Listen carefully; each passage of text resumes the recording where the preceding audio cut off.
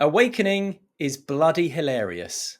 And I think oftentimes that is overlooked by people talking about it in non-duality and spiritual circles. It's often presented in an earnest and serious way. And absolutely, there is a place for that. But it's important to not lose sight of the fact that it's called the cosmic joke for a reason. I've got this fella on my desk, and I've had him on here for a long time.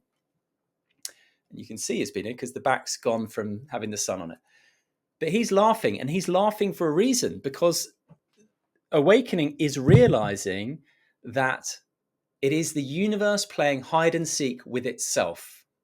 Why it's doing that, we can't know. But the fact that it is doing that becomes patently obvious.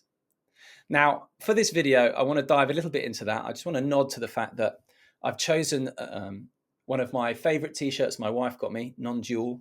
I was thinking of rocking the no self, no problem t-shirt, because again, I just want to emphasize, oftentimes spirituality is taken a bit too seriously. So when I had my shift, I saw and experienced very clearly that it was the universe living me. The universe, particularly when I was speaking from that place, was so clearly doing everything that the separate self of Simon was seen to be an enjoyable mask to wear, and that the universe has always been in the driving seat. Now, if I look back on my life, I have been someone who's worried an awful lot. I have been up in my head. I had bad bouts of anxiety, insomnia, particularly when I was younger. And then you see very clearly that all of those worries, all of the worries we have, every single one is not fundamentally accurate. It is basically a waste of our time, because there's nothing ever really at stake. We are always safe. We are the universe interacting with the universe. You and I are the universe in some kind of interaction right now. And when you see that clearly, it's hilarious, because all of those anxieties and worries and fears and competing with other people and desperate to get ahead and what do people think of me and what's going to happen to me in the future and I've got to be my best self and self-improvement and all of those things, they are seen to be utterly empty, which is bloody funny. And so it's no surprise that a lot of people do absolutely crease up and crack up with laughter when that insight breaks them open a little bit, or they have that shift.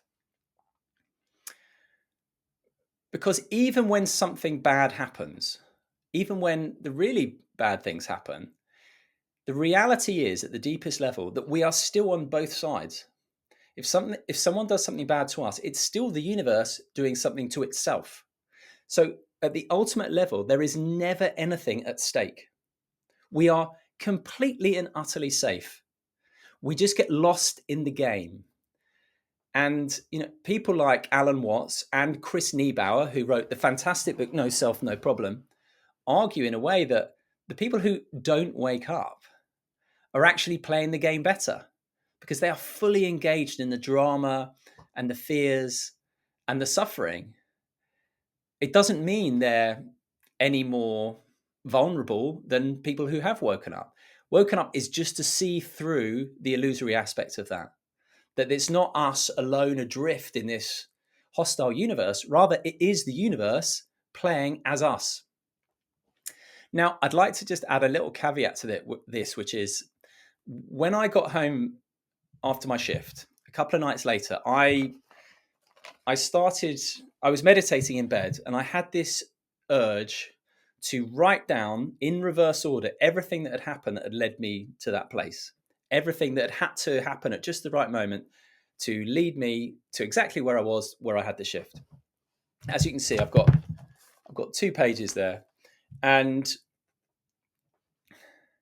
you can look at a list like this and go, oh, wow, I was so lucky that this happened and I met this person back in 2013 and I had that moment of surrender when I was in Brixton in 2014 and ayahuasca in 2015, my decision to burn the boats in 2017, some stuff around boundaries, Alex is out of body. I mean, all sorts of stuff in here. Yeah, it's really interesting to see that. And at a relative level, that's all true. But at the same time, what was clearly seen was that it's all just happening. It's literally all just happening, and it's always been happening. So this is why Ramana Maharshi, I think I've got this right, says things like, if you're going to be someone who doesn't work, there's nothing you can do about that. Well, of course, there's nothing you can do about that, because it's only ever the universe living through us. And our egos are a mask that we get to put on and hopefully enjoy. That's how I feel now, is I get to enjoy Simon. And again, just to add an important caveat, until this is seen very clearly, experientially, it's really important, I would argue, that we still play our part. We still do what we feel is the next important step. We still do spiritual practice. We do self-inquiry. We do meditation.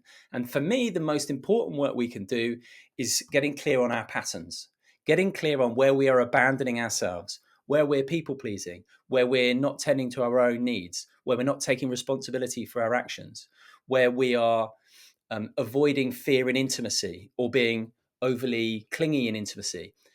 That, to me, has been absolutely my most powerful spiritual practice. And until the point at which you see clearly that it's all just happening, I would absolutely say do that work.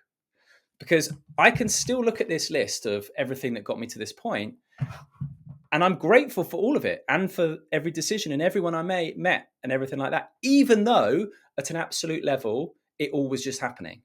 So it's this marrying of the absolute, which is just one big joke, and the relative, which is the human experience. And so this idea that some have of not doing practice, of there's nothing you can do to wake up, I don't buy into that. Yes, that's true at an absolute level.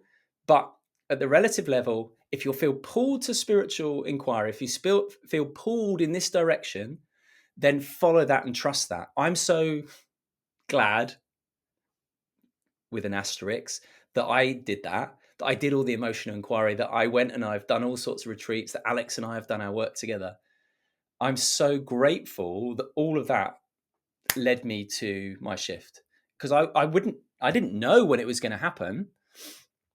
And some people have messaged me since my videos have come out about this, saying, oh, I feel so close, it'll never happen to me. But we never know when it's going to happen to us. And so until it's absolutely clear that it's happening all on its own, continue doing the work. Don't give up the search too early. And as I say, the most important thing from my point of view is cleaning up our patterns, is seeing where we abandon ourselves, taking responsibility for ourselves, loving ourselves, taking loving actions on our own behalf. That is absolutely the work I've been doing over the last 12 years. I see it as the most important thing I do in my coaching, is help people get clear on their patterns, to dig up that dirt, because that's when the gold can shine through. And I'm so glad, as I've said, that my coaching hasn't changed in that regard. And actually, there are even people who've had awakening experiences who still self-abandon, small self. So to me, we want to have one foot in both camps. We're still having the human experience. So we need to clean up our act, take responsibility, live in accordance with this. And the big joke, we are the self, the universe, just experiencing itself, and there's nothing we can do about it, and it's all just happening. Absolute, relative. But until you see the absolute, you've got to carry on with the relative. Keep doing the work. Don't give up the search too early.